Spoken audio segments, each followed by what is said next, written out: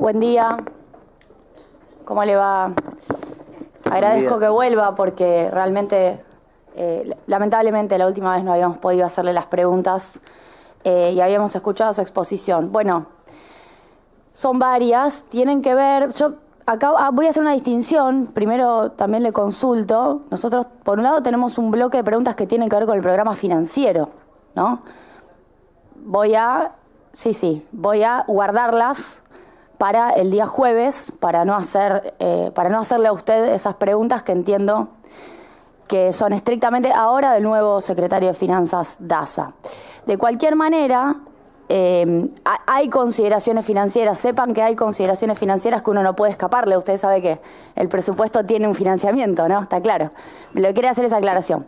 Bueno, sobre las proyecciones, en primer lugar, del tipo de cambio, ustedes saben que a diciembre tienen 1.325 el dólar, y esto requiere algún tipo de claridad sobre bandas cambiarias y programación en términos de movimiento del tipo de cambio. Si me puede aclarar si continúan las bandas cambiarias y cuál es el presupuesto o el supuesto detrás de un dólar a 1.400, torno a 1.400 para el cierre del 2026, 1.413 si no me equivoco. Si me puede decir qué política de tipo de cambio están esperando, porque todo lo que el dólar se mueva va a moverse en términos de inflación y va a afectar todas las metas que usted habló la última vez sobre aumentos reales en varias partidas, educación, salud y demás. Primero necesito saber cuáles son las proyecciones macroeconómicas que ustedes tienen en la cabeza y que quizás en el presupuesto, como usted bien dijo, cierra el 30 de junio de cada año. Al 30 de junio de este año no tenían claridad sobre qué era lo que iba a ocurrir. Vamos con las proyecciones de exportaciones y importaciones, frente externo. Miren, a este 2025 lo que a mí me arroja dudas es que no se han cumplido. Por ejemplo, para cumplir con lo proyectado en el 2025 de Expo, ustedes deberían aumentar cada mes 13,9% de las exportaciones, llegando a 9.200 millones por mes. Hoy están en 8.100 millones. Lo mismo con las importaciones, deberían ser 36,3% más bajas, porque efectivamente lo que ocurrió este año es que hubo más importación y menos variación de Expo. O sea, deberían ser de 5.400 millones por mes y hoy equivalen a 8.500. O sea, estimaron en el presupuesto 2026 un saldo comercial de 20.700 millones, pero ya el primer semestre le da negativo en 2.245 millones. O sea, eso significa que del mes de julio a diciembre necesitan agregarle el saldo comercial 3.800 millones. A ver, si nosotros estamos discutiendo el 2026 y ustedes me dicen en el 2025 voy a tener un superávit de 20.000 millones y ese superávit no está, y en el primer semestre ya te estoy diciendo que tienen un déficit de 2.200 y no me dan los números para que el segundo semestre les vaya a cerrar, yo necesito saber cuál es la proyección real de la balanza comercial de este año para saber qué es lo que están pensando el año que viene. Voy al año que viene, según el presupuesto 2026, la exportación de bienes y servicios, deberían aumentar 9,1 solamente. Pero si no cumplieron el punto de partida de 2025, que es lo que estoy diciendo que no está pasando, y las exportaciones cierran en 97.000 millones, deberían aumentar 15,9, no 9,1. Entonces, de entrada el cuadro de proyección de aumento de Expo me cambia, y eso le cambia, señor Guberman, por ejemplo, la recaudación en materia de derechos de exportación. O sea, cambia en términos fiscales, no es solamente un problema de dólares. Entonces, hay una diferencia de 6 puntos porcentuales en la proyección de Expo. Vamos al saldo comercial. Si las importaciones proyectadas en 2026 son de 118.447 millones y las Expo son más bajas, de 106.000 millones, aumentan 9,1 respecto a los 97.000 millones, que es lo que prevé el presupuesto 2026, eso nos da un déficit comercial mayor a lo que prevé el presupuesto. El presupuesto del 2026, que nos invitaron a discutir, es deficitario por 5.700 millones de dólares, que por cierto también quisiera preguntarle cómo van a financiar ese déficit de balanza comercial. Pero mis números me indican que no va a ser deficitario por 5.700, sino tal vez por 12.356.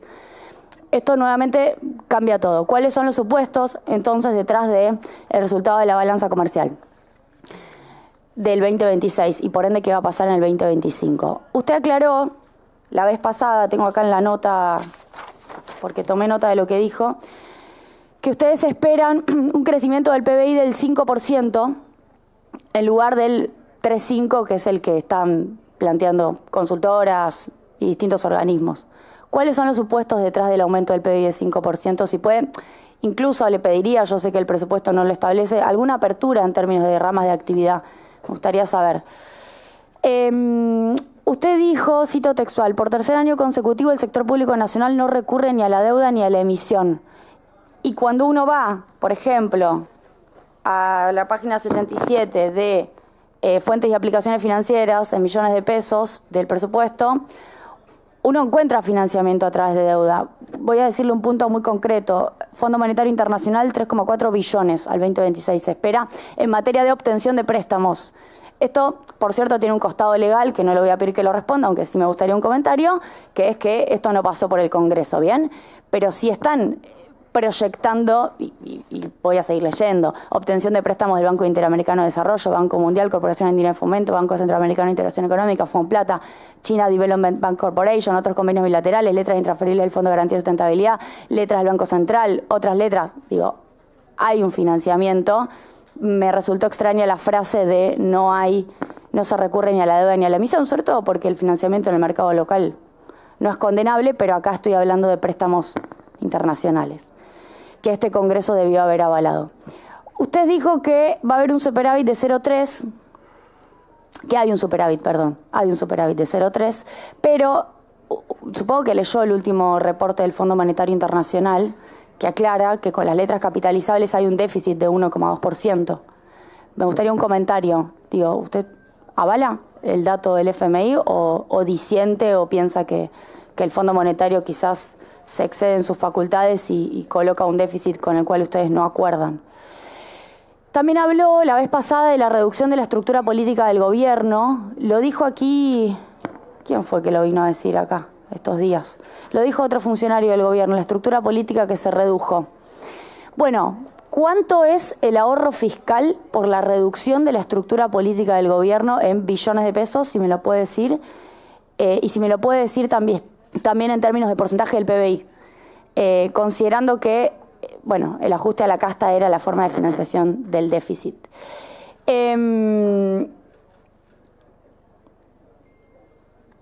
Bueno, lo del superávit que se lo pregunté, este era el desarrollo de la pregunta. Hasta agosto capitalizaron 17,9 billones de pesos en letras capitalizables y según el fondo son 12,7 billones entre enero y mayo, es decir, una suma que no está registrada en el presupuesto.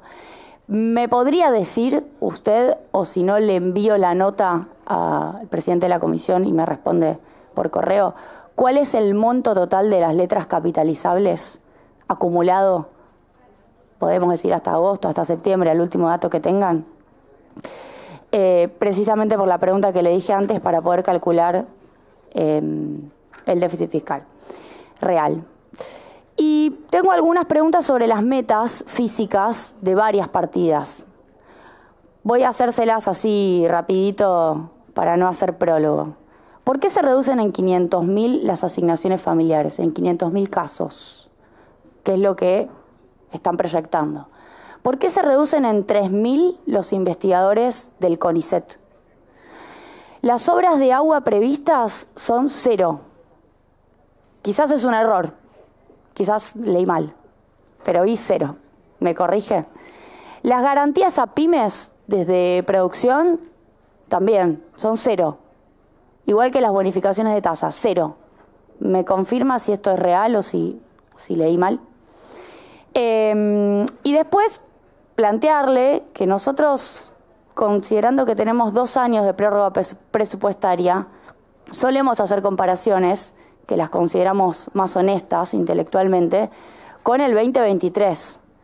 ¿Por qué? Bueno, porque fue el último presupuesto votado en la Argentina y fue el presupuesto en donde los sectores discutieron valores. Y lo que nosotros vemos, porque usted mostró la vez pasada función, ciencia y educación, cultura, universidades, becas, le voy a decir los valores que yo tengo. Yo tengo que la función educación y cultura cae 48% respecto del 2023. Más allá de que crezca, según la meta presupuestaria que ustedes ponen de 10% de inflación para el 2026, 3,8 en 2025. O sea, igual a mí me da un ajuste de la mitad del valor respecto del 23. Universidades nacionales ajustan 33% respecto del 2023. Becas estudiantiles ajustan 76% respecto del 2023. CONICET ajusta 39% respecto del 2023. Otros organismos vinculados a ciencia e innovación tecnológica ajusta entre 44 y 60% en el 2023, porque estoy haciendo un promedio entre CONAE, INTA, INTI, CENEA. La Agencia Nacional de Discapacidad cae 27% respecto del 2023. Los hospitales nacionales caen entre 29 y 45% respecto del 2023, porque voy a leerle algunos: el Hospital de Salud Mental Laura Bonaparte, el Hospital Nacional Posadas, el Hospital Nacional Carrillo, también la prestación alimentar, los comedores comunitarios. Todo esto está cayendo 45% más o menos respecto del 23. Y respecto del 25, déjeme decirle, todos estos hospitales también dan caída. Quizás me puede corregir el dato si yo lo tengo mal, pero por ejemplo, Bonaparte respecto del 25 en el presupuesto 2026 cae 0,9%. El Hospital Posadas cae 6% para el año que viene. Prestación alimentaria cae 1,8%, comedores comunitarios y merenderos, esa partida cae 17%. Lo digo porque se hizo un planteo sobre prioridades la vez pasada que uno puede compartir, pero no dan bien. Y lo que no da bien ni contra el 23 ni contra el 25, o sea, el 2026 plantea un ajuste contra el 23 y también contra el 25, es la asistencia financiera a provincias y municipios cae 8,1% respecto del 2025. La cooperación y asistencia técnica a municipios también cae 84,6%, prácticamente una eliminación del programa. Esos dos casos. Y lo que le quiero preguntar es por qué la Secretaría de Inteligencia del Estado, la CIDE, aumenta 3,2% respecto del 2025 en este presupuesto 2026, incluso respecto del 23, para ser justa, porque vengo comparando todo con el 23, vamos a compararlo con el 23, aumenta 19%. En el esquema de prioridades, ¿cómo justifica usted el aumento de la CIDE y, por ejemplo, la caída en los hospitales que acabo de referirme? El impuesto que más aumenta es combustibles líquidos, 70% nominal. Corríjame si es así. ¿Cuál es el supuesto detrás de ese aumento 70% del impuesto que más aumenta? Y usted también dijo la vez pasada que no aumentaron el impuesto, pero la verdad es que el impuesto a los combustibles líquidos lo descongelaron y lo empezaron a aumentar y además no lo quieren repartir con las provincias. Desarrollo, por favor, el aumento de la presión tributaria sobre el Producto Bruto Interno, segundo año consecutivo. Si bien el año pasado no se aprobó el presupuesto, ya aumentaba la presión tributaria, este año también aumenta. Y quiero hacerle una pregunta que se la hice también a otros funcionarios. Yo entiendo que al 30 de junio ustedes tenían una proyección de recaudación, pero en el medio pasaron cosas. Por ejemplo, le pusieron alícuota cero a 10 agroexportadoras para la liquidación de granos que ni siquiera tenían en su poder. ¿Eso cambia la proyección que usted tiene, ¿no?, como secretario de Hacienda de la recaudación del año 2026? A mi criterio es evidente que lo cambia, porque hay un adelantamiento de liquidación que tuvo que ver con poder tener 7.000 millones de dólares liquidados, compraron solo 2.200. Pero entonces, ¿cuál es la estimación que hacen de la pérdida de recaudación de 2025? Y entonces, ¿cuál es la estimación quizás que impacte también en pérdida de recaudación 2026? Porque los números que, creo que lo avala todo espacio político aquí, son 1.500 millones de dólares. Esos 1.500 millones de dólares, ¿a usted cómo le pegaron fiscalmente a los argentinos? ¿Por qué? Porque el presidente Milei, y usted también vino aquí a defender, que hay una ley acompañando el mensaje del presupuesto que dice que no se puede proponer ningún proyecto de ley que no tenga una financiación correlativa, ¿bien?, que no tenga una financiación añadida. Y hubo una serie de decisiones que no tuvieron financiación. No solo la de la alícuota cero, nunca el presidente argumentó cómo iba a financiar los 1.500 millones de dólares. Tampoco la baja temporaria de alícuota de distintos granos o de distintos commodities de exportación del mes de junio y julio tuvieron una explicación. Tampoco la rebaja de retenciones a la minería tuvo una explicación. Tampoco el aumento del presupuesto que lo hicieron por decreto de la CIDE tuvo una explicación. Respecto de fuente de financiamiento, no estoy haciendo una valoración sobre las políticas, sobre las cuales ya tengo mi valoración, lo voy a dejar a un costado. Esta es una pregunta técnica. No hicieron ninguna apreciación sobre cuál es la fuente de financiamiento de esas decisiones políticas, pero a nosotros nos vetaron o nos suspendieron, porque la palabra veto ya no cabe constitucionalmente, la ley de financiamiento universitario, y nos suspendieron la ley de financiamiento del Garrahan diciendo que no tenían fuente de financiamiento. Pero ustedes han tomado decisiones sin argumentar cuál es la fuente de financiamiento. Entonces, me parece que están mintiendo. Me parece, y estoy siendo súper polite, para que después no me rete el presidente de la comisión que se pone nervioso. Hablando de eso, Ay, lo estaba extrañando. Estás hablando hace 15 minutos. Necesitaba escuchar tu voz, Berti. Bueno, gracias, Ya pasó mucho tiempo. Escúchame, acuérdense, le digo a todos, aprovecho, te hago un paréntesis, ahora seguís, pero tenemos seguido a lo de Guberman, que era solamente para el tema de preguntas, a gente de Petri. Y tenemos que dejar la sala a 14:30, que tenemos a la gente de educación. Entonces, por respeto a otros que quieren preguntar, dejar alguna pregunta para el resto. Rigi, el año pasado nos dijeron, yo pedí el gasto tributario del régimen incentivo a las grandes inversiones, nos dijeron no hay proyectos declarados, no le podemos hacer el cálculo, señora diputada Julia Estrada. Bueno, ahora ya hay como 16 proyectos presentados. ¿Cuál es el cálculo que usted debería tener como secretaria de Hacienda? Yo si fuera secretaria de Hacienda estaría preocupada. ¿Cuál es el gasto tributario que el régimen genera en términos de IVA, en términos de impuesto a las ganancias? Bien. Y después, títulos. Hay empresas que dan ganancia y ustedes proponen venderlas.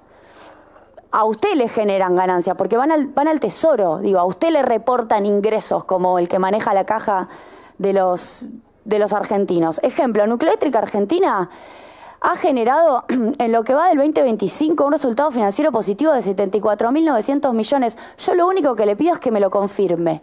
¿Me lo confirma o me lo niega?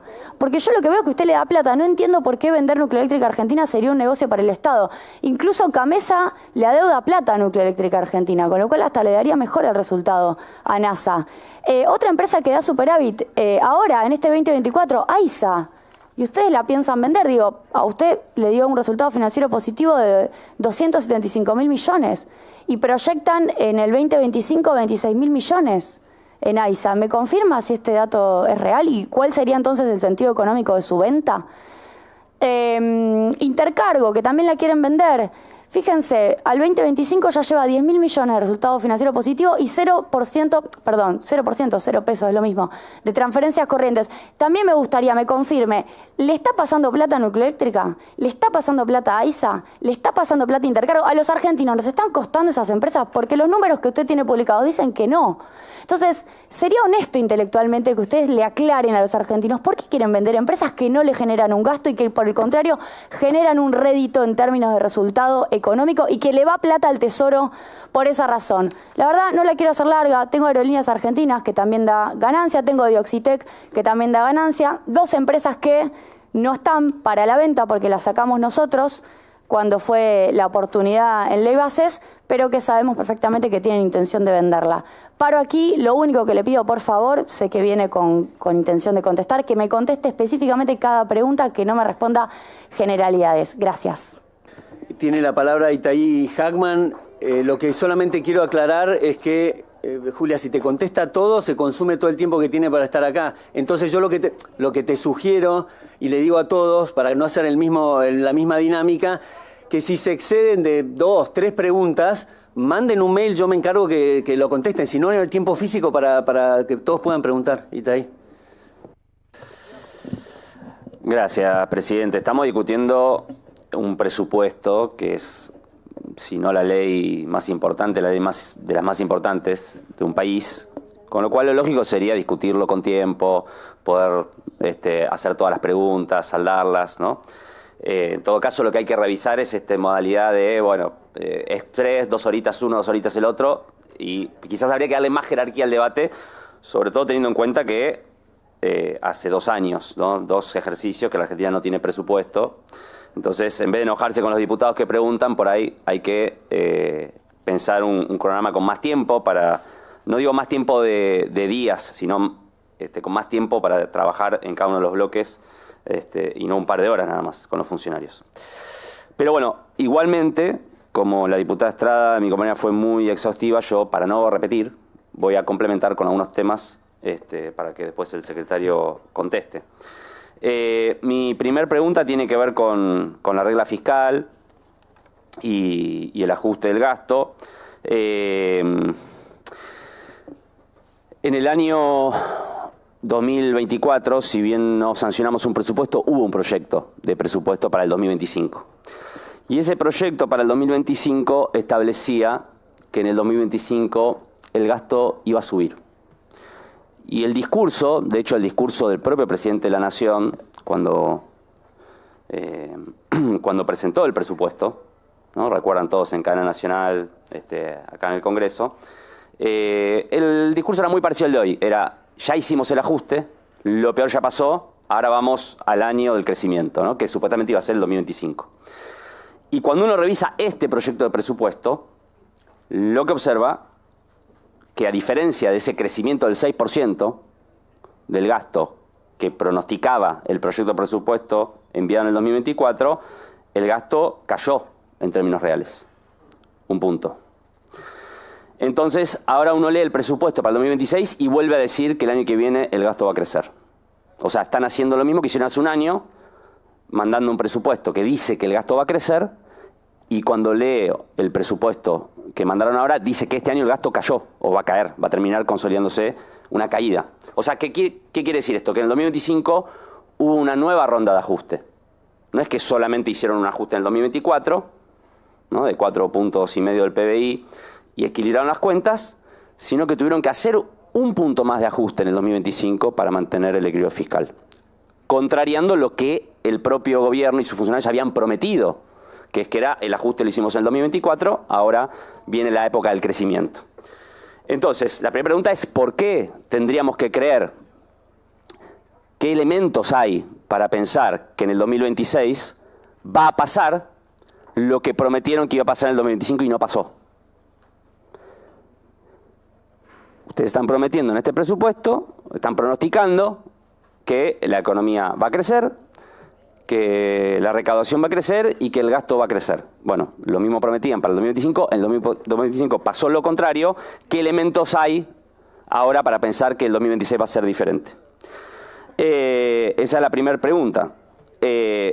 Cuando uno analiza cuál fue el ajuste del 2025, recién la diputada Estrada hizo comparaciones contra el 2023, yo voy a hacer comparaciones contra el 2024, insisto, porque la retórica era el ajuste fue el 2024, pero cuando uno compara 2025 contra 2024, me baso siempre en el proyecto de presupuesto que estamos discutiendo, educación y cultura caería, ¿no? Consolidado a final de este año, la proyección es cae 10%, ciencia y técnica 17%, asistencia social, promoción de asistencia social 23%,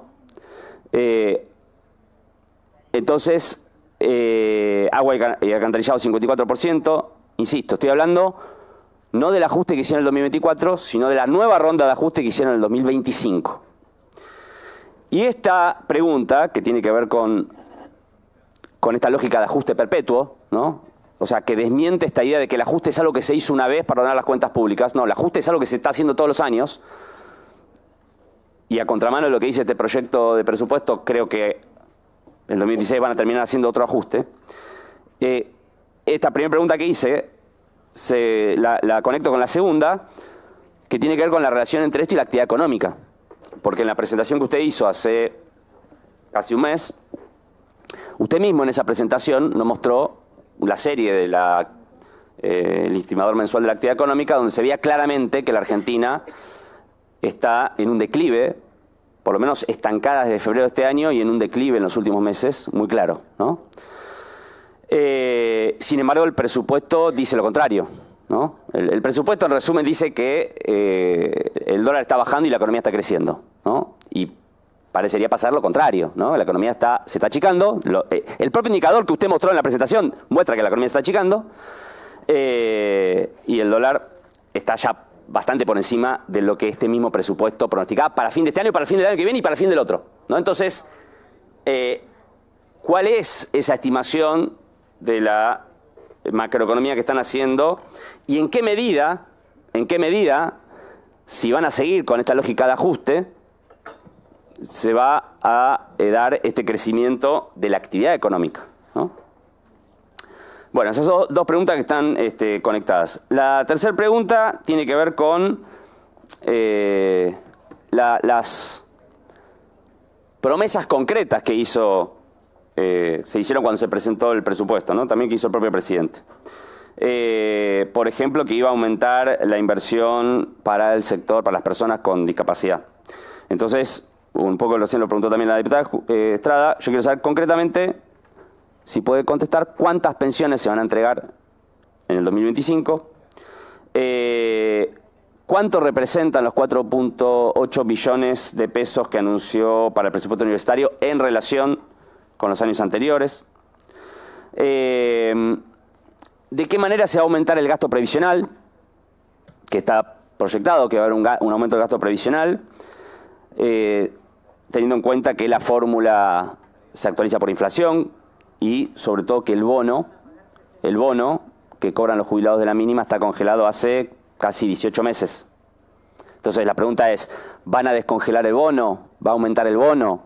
Porque si mantienen el bono congelado es bastante evidente que el gasto previsional no va a subir.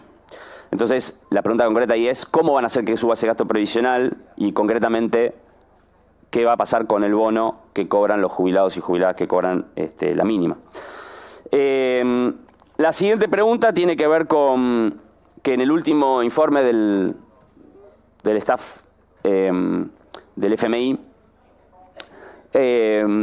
decía que después de las elecciones una de las cosas que debía comprometerse el gobierno es avanzar en un recorte sobre las asignación universal por hijo.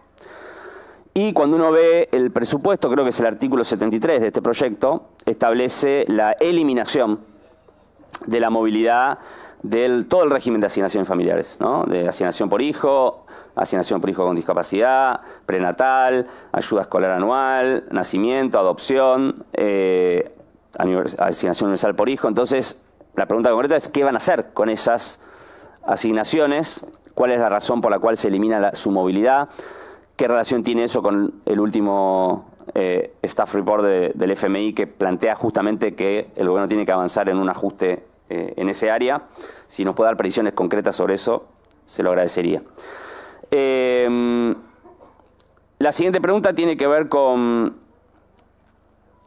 que el proyecto de presupuesto establece que en caso de que la recaudación no alcance para cubrir los gastos, el jefe de gabinete tendrá que reducir el gasto primario para mantener la regla fiscal, ¿no? Para mantener el equilibrio fiscal. Bueno, la pregunta concreta es, ¿cuál es el criterio que va a usar el jefe de gabinete para reducir el gasto si es que la recaudación no alcanza el objetivo? Es decir, o si es completamente discrecional, el jefe de gabinete puede reducir el gasto que se le cante, o si hay algún criterio pensado para en caso de que la meta de recaudación no se cumpla, que creo que es bastante probable que suceda, pero independientemente de la discusión de probabilidades, ¿cuál es el criterio concreto que se le asignará al jefe de gabinete para reasignar las partidas en caso de que eso ocurra? Insisto, el proyecto de presupuesto del 2025 establecía una meta de aumento del gasto público y finalmente hubo una caída. En el 2026 puede pasar lo mismo, más cuando las metas de crecimiento económico están muy por encima de lo que el propio mercado incluso espera. Y la otra pregunta tiene que ver con el sector externo. Básicamente hay una estimación de un déficit comercial para el 2026 de 5.700 millones de dólares, de 3.700 millones de dólares para el 2027. La pregunta concreta es cómo se va a financiar ese déficit. ¿Cómo se va a financiar el déficit comercial que está proyectado para el año que viene y bueno, también está proyectado para el otro? Máximo teniendo en cuenta que no estamos transitando un proceso de acumulación de reservas incluso cuando teníamos superávit comercial no acumulábamos reservas y ahora están diciendo que vamos a un déficit comercial, entonces la pregunta es ¿cómo se va a financiar eso?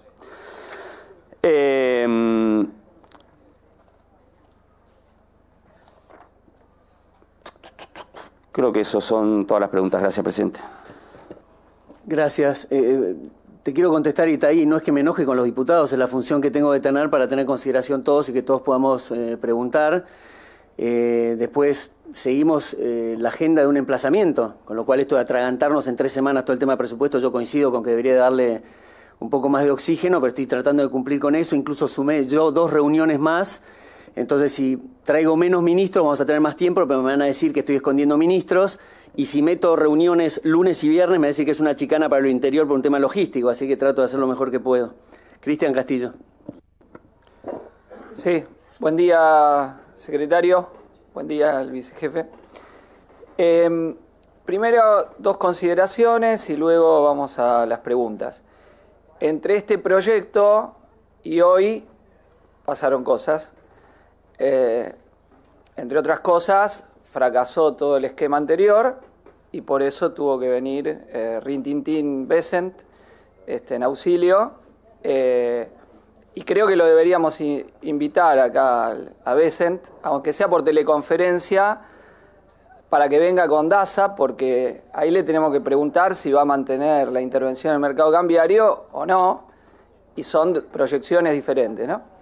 Entonces, es evidente que entre junio, cuando se termina este proyecto, y hoy hay otro diseño de la economía, porque en este proyecto no estaba considerada la intervención del Tesoro norteamericano, del Tesoro de los Estados Unidos, tan abierta, tan condicionante, que marcó incluso el resultado electoral o incidió en el resultado electoral. Si se va a Bessent, se va el dólar y deja de intervenir, se va el dólar a 2.500, 3.000, ese fue el chantaje, la amenaza en la elección, que le funcionó, pero es un elemento a considerar, digo, en el presupuesto, así que creo, presidente de la comisión, que una teleconferencia con Bessent para preguntar y tener certidumbre de qué va a hacer tendría pertinencia en esto, ¿no? Ya que es el que maneja la política económica.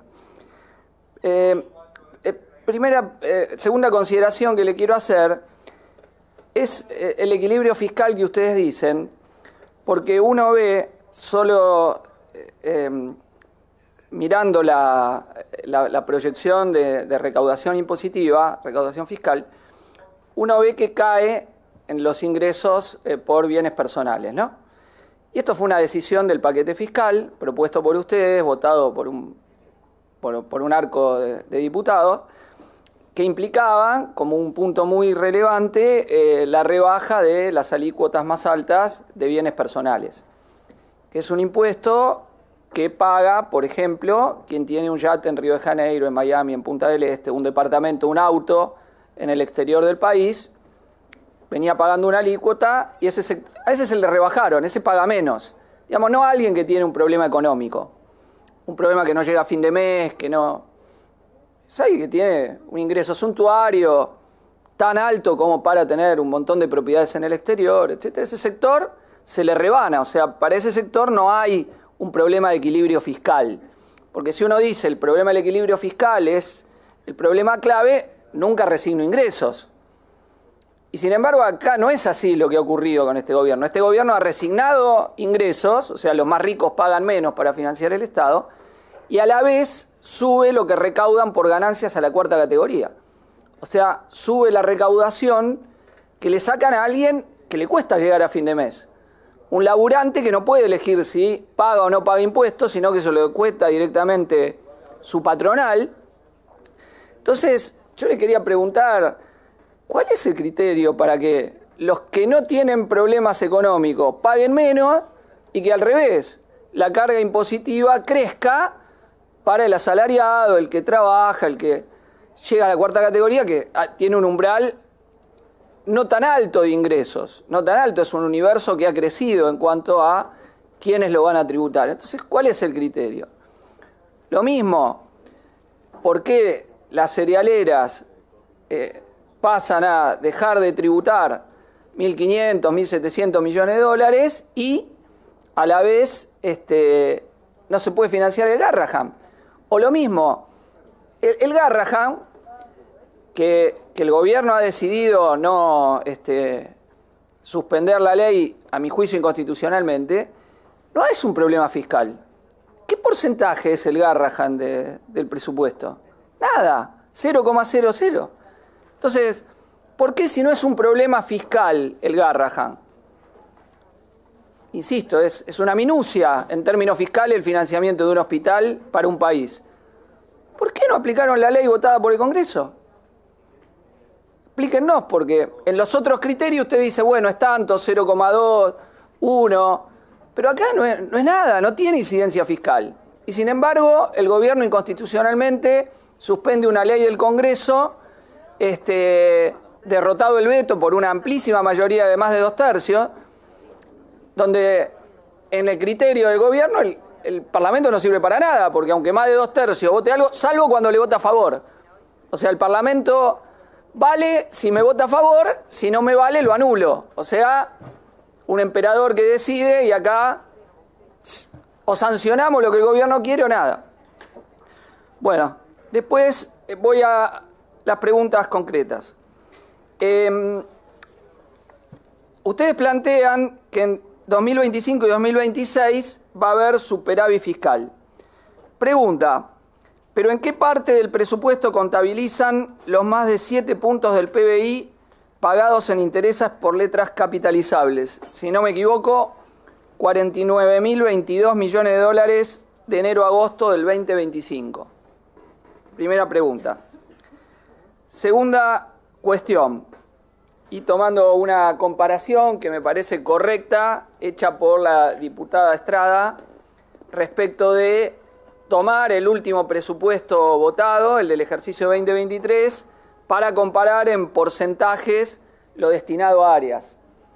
Vea lo que disminuye, uno puede hacer en realidad dos estimaciones, ¿no?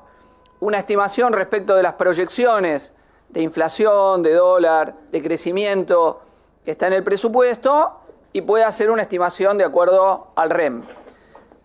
Según las estimaciones del presupuesto,